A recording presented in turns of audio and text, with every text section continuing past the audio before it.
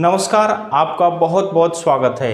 मुख्यमंत्री सीरीज में हम अगले एपिसोड में आपके सामने प्रस्तुत कर रहे हैं आंध्र प्रदेश से अलग हुए एक राज्य तेलंगाना के प्रथम मुख्यमंत्री केसीआर के जीवन सफ़र के बारे में। आइए जानते हैं उनका राजनीतिक सफ़र शुरुआत से और वर्तमान तक कैसा रहा।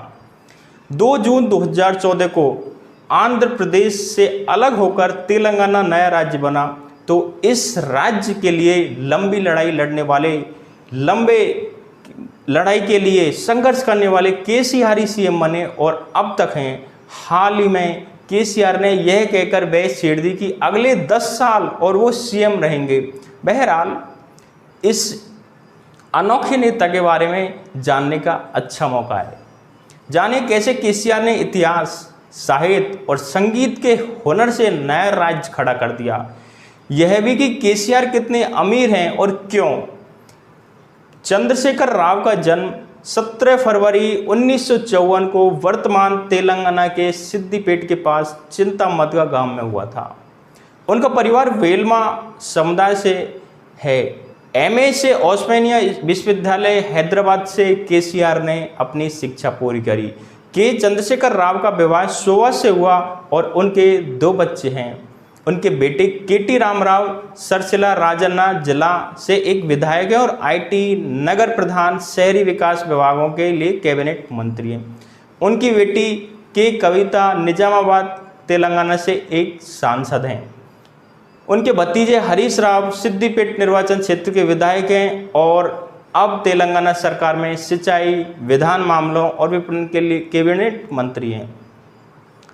केसीआर 9 बहनें और एक बड़े भाई हैं। वह हैदराबाद शहर में आधिकारिक मुख्यमंत्री आवास प्रगति भवन में अपने परिवार के साथ रहते हैं।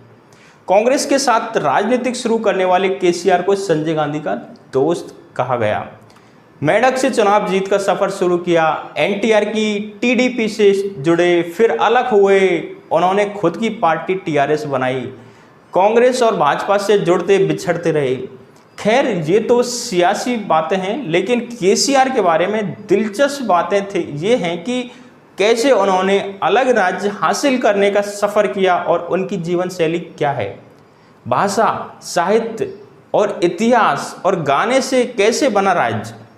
20 साल पहले जब केसीआर ने आंध्र प्रदेश से अलग तेलंगाना राज्य का आंदोलन शुरू किया, तो उन्हें पता था कि इतिहास की जानकारी के बगैर लोगों को जोड़ा नहीं जा सकता।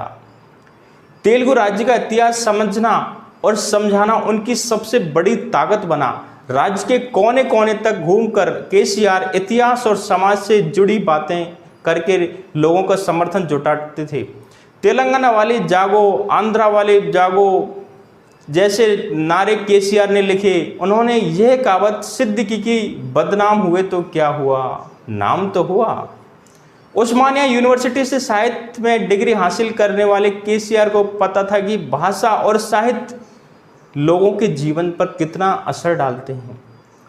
यदि एक सशक्त व्यक्तित्व में भाषा और साहित्य की अधिक पकड़ है, तो निश्चित रूप से वह जनता के दिल में अधिक जगह बनाता है।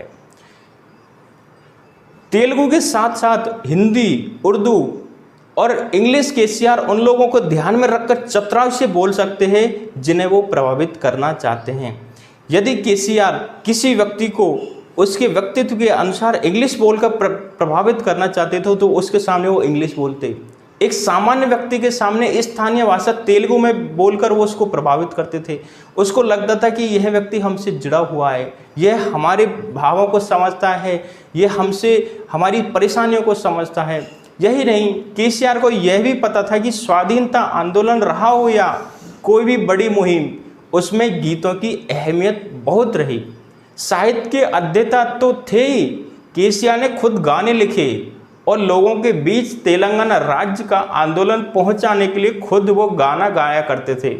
लोकप्रियता मिली तो केसीआर ने बाकायदा वो गाने संगीतकारों से कंपोज करवाकर लोगों के बीच पहुंचाए। लाखों को जोड़कर विशाल जन आंदोलन केसीआर ने इस तरह खड़ा कर दिया। तेलंगाना को भारत का 29वां राज्य बनाने के इस संघर्ष में केसीआर की सियासी खटपट मशहूर रही है पूरे देश में। 13 साल के आंदोलन के दौरान केसीआर का कांग्रेस से रिश्ता बना। वो केंद्रीय मंत्री भी रहे, लेकिन जब उन्होंने देखा कि कांग्रेस तेलंगाना के निर्माण में रुचि नहीं ले रही है तो केसीआर ने अलग होने में देर नहीं की। इसी तरह 2014 के बाद से भाजपा के सहयोगी दिखे। केसीआर अब भाजपा के आलोचक दिखते हैं वर्तमान समय में। क्या है केसीआर की बड़ी दौलत का असर, जानते हैं। खुद को किसान कहने वाले इस नेता की संपत्ति का राज कृषि ही बताया जाता है। हैरत की बात यह है कि करोड़ों की पूंजी रखने वाले और 50 करोड़ के नए बंगले को लेकर चर्चित रहे केसीआर और उनकी पत्नी के नाम कोई गाड़ी भी नहीं है। ये आश्चर्य की बात है। 2018 में चुनाव के दौरान केसीआर ने जो डेटा शेयर किया था उसके मुताबिक उनके पास 23 करोड़ रुपए से ज़्यादा की कुल संपत्ति थी, जो 2014 के चुनाव के समय की तुलना में 55% ज़्यादा हो गई। कई मौक़ों पर केसीआर खुद को कृषि प्रधान देश का एक किसान बता चुके हैं और यह भी एक फैक्ट है कि 2018 में खेती से उन्हें 7 करोड़ रुपए से ज़्यादा की कमाई होना बताया गया था। कहा जाता है कि केसीआर वैज्ञानिक ढंग से खेती में रुचि लेते हैं और शिमला मिर्च, आलू जैसी पैदावार करके उनकी पहली पसंद रही हैं। खुद केसीआर कहते पाए गए कि वो सालाना 10 करोड़ रुपए खेती से कमाते हैं। एक सामान्य किसान के लिए इतनी आय करना असंभव कार्य है, लेकिन एक किसान की महंगी और आलीशान लाइफस्टाइल तेलंगाना के राज्य में चर्चा में रही है। ये है केसीआर का जीवन का सफ़र। उम्मीद है कि आप इसी तरह हमसे जुड़े रहेंगे और आपके सामने हम प्रस्तुत करेंगे एक नई शख्सियत।